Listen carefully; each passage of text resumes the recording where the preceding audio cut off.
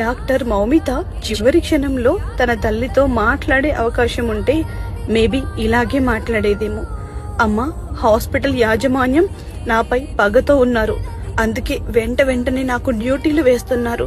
దానికి కారణమేంటో ఇప్పటికీ నాకు మాత్రమే తెలుసు. కానీ తొందరలోనే మీకందరికీ తెలియాలి అనుకుంటున్నాను. అలా వెంటనే డ్యూటీలు చేయడం వల్ల ఒళ్ళు బాగా అలసిపోయింది. మధ్యరాత్రి 2 గంటల తర్వాత డ్యూటీలో ఉండగానే కొద్దిసేపు నిద్రపోవాలి అనుకున్నాను. అందుకే సెమినార్ హాల్కి వెళ్ళాను. సెమినార్ హాల్లో చూస్తే ఎవ్వరూ కనిపించలేదు. పర్వాలేదు, కొద్దిసేపట్లో తిరిగి వెళ్ళిపోవచ్చు కదా అనుకున్నాను. కానీ ఇంతలోనే శబ్దం వినపడింది. తిరిగి చూసేసరికి 15 మంది నన్ను గుమిగూడారు. తప్పించుకోవడానికి చాలా ప్రయత్నం చేశాను. గట్టిగా అరిచాను, ఏడిచాను.